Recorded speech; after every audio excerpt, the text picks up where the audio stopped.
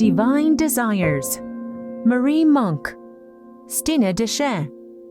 Copenhagen-based artists Stine DEJA and Marie MUNK satirize the relationship between humans and technology, and by extension, the new human social behaviors brought about by technological advancements.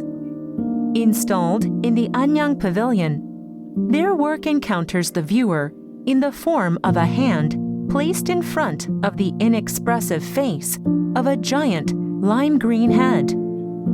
The hand moves repetitively, as if scrolling through a social media feed. The moving hand represents the new human habit of mechanically accepting and acquiring information without any filtering. In this so-called information society,